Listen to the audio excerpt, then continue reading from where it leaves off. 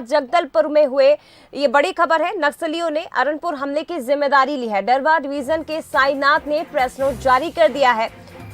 ये बड़ी खबर दंतेवाड़ा के अरनपुर में जो नक्सली हमला कल हुआ, 10 डीआरजी के जवान इस हमले में शहीद हुए। अब उसकी जिम्मेदारी नक्सलियों ने ली है। डरवा डिवीजन के साईनाथ ने प्रेस नोट जारी किया है।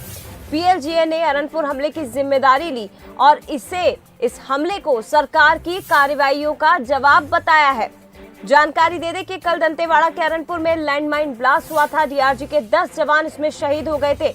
ये उस वक्त हुआ जब हमारे जवान, डीआरजी के जवान, नक्सलियों से ही मुठभेड़ करके नक्सली को गिरफ्तार करके वापस लौट रहे थे और इसी दौरान यहां पर लैंडमाइन ब्लास्ट हुआ दंतेवाड़ा के अरनपुर में। लेकिन ये बड़ी खबर है, डरवा डिवीजन के साईनाथ ने प्रेस नोट जारी करते हुए ये जिम्मेदारी ली है कि हमला उन्हीं की ओर से हुआ है। पीएलजीए ने अरनपुर हमले की जिम्मेदारी ली और ये स्पष्ट कहा है कि इस हमले को आप सरकार की कार्रवाइयों का जवाब माने। तमाम वो कार्रवाई जब लगातार मुठभेड़ भी हो रही थी नक्सलियों के साथ जवानों की, तमाम वो कार्रवाई जब नक्सली सरेंडर भी कर रहे थे और तमाम वो कार्रवाई जिस मुठभेड़ में नक्सलियों को मार गिराया हमारे जवानों ने, और इन्हीं कार्रवाइयों का जवाब इस हमले को बताया जा रहा है। और देखिए एक्सक्लूसिव तस्वीरें आपको बता रहे हैं। ये वो प्रेस नोट है जो दूसरी तरफ आपको नजर आ रहा है। हालांकि पहली तस्वीर उस वक्त की है जब तमाम जो अधिकारी हैं वो इस घटनास्थल पर पहुंचे थे घटना का जायजा लेने के लिए, और जांच अब शुरू कर दी गई है। अरनपुर हमले की जांच शुरू हो चुकी है। तमाम जिम्मेदार अधिकारी इन तस्वीरों में आपको नजर आ रही है। वो जगह है, ये वही स्थल है जहां इतना बड़ा ब्लास्ट हुआ था जिसमें 10 जवान शहीद हो गए थे।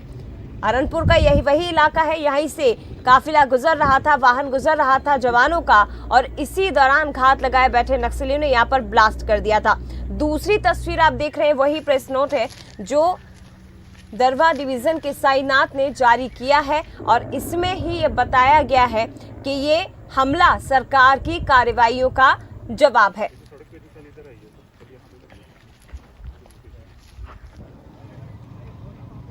जगदलपुर से एक्सक्लूसिव तस्वीरें और बड़ी खबर आपके सामने है। नक्सलियों ने इस हमले की जिम्मेदारी ली है। पीएलजीए ने हमले की जिम्मेदारी लेते हुए इसे सरकार की कार्रवाइयों का जवाब बताया है। तो देखिए, अब आप इससे अंदाजा लगा सकते हैं कि नक्सली बौखलाए हुए हैं। शुरुआत से ये बात कही जा रही थी कि लगातार जो कार्रवाई हो रही है नक्सल विरोधी, इसके साथ ही कई ऐसे साथी नक्सली हैं जो सरेंडर कर रहे हैं, मुख्य धारा में जुड़ रहे हैं, आगे बढ़ने की कोशिश कर रहे हैं तमाम हिंसा के रास्ते को छोड़कर। तो इन्हीं सब घटनाओं से बौखलाए हुए नक्सली अब इस तरह की करतूतों का अंजाम देने पर उतारू हो गए हैं। ये बात उनकी ओर से खुद इस प्रेस नोट में कही गई है।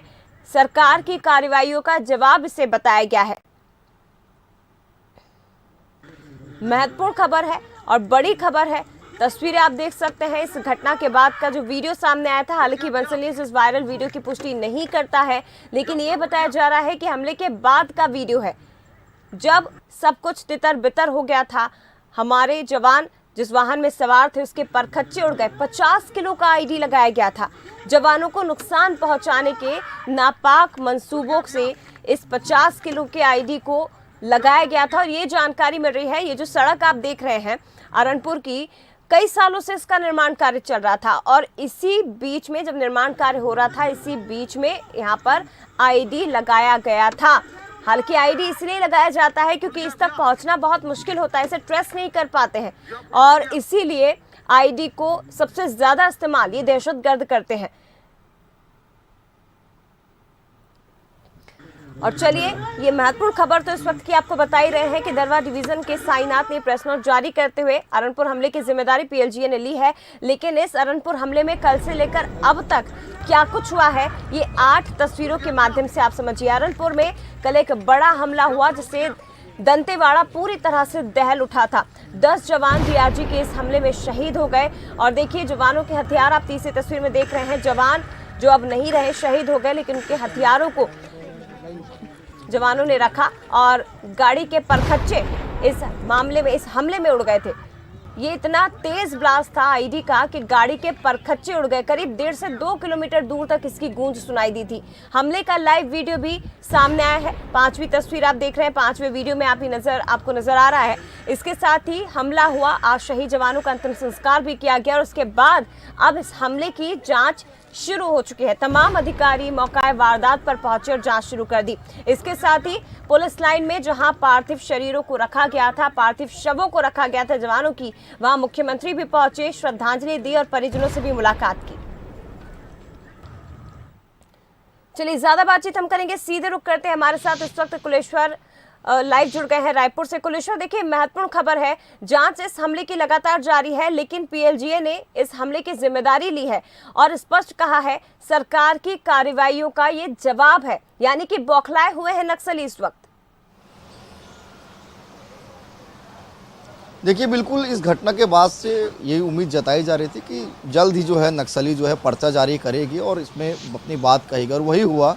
नक्सलियों ने पर्चा जारी किया। जो नक्सल संगठन जो पीएलजी होता है, उन्होंने इसकी जिम्मेदारी ली है, उसके द्वारा जो है पूरा घटना को अंजाम दिया गया है। एक चीज़ साफ है, जिस तरह से पर्चा में लिखा गया है कि केंद्र और राज्य सरकार द्वारा जो जन विरोधी काम कर रहे हैं, जो बस्तर में जो हवाई फायरिंग किया जा रहा है, हवाई हमला किया जा रहा है, उसका ये जवाब है। मतलब साफ है कि नक्सली अभी डरे नहीं है, नक्सलियों को कोई भी डर नहीं है। नक्सली तैयार है सरकार के हमलों का जवाब देने के लिए, और अपने पर्चों में भी उन्होंने जिक्र किया है कि ये सरकार के हमलों का जवाब है।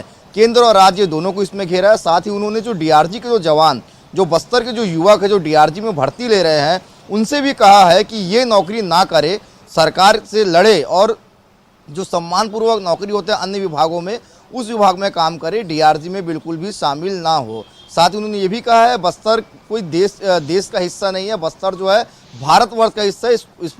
जो जहाँ की ज़मीन है उनको पूंजीपतियों के हाथ में नहीं जाने देंगे।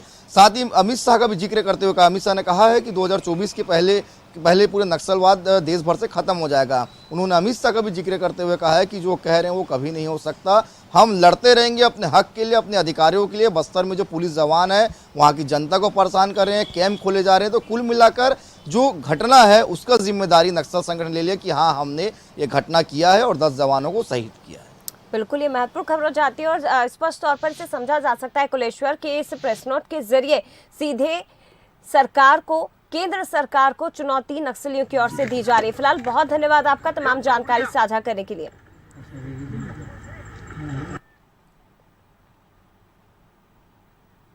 देखिए, अरनपुर हमले की जिम्मेदारी नक्सलियों ने ली है और राज्य सरकार के हमलों का जवाब इसे बताया गया है।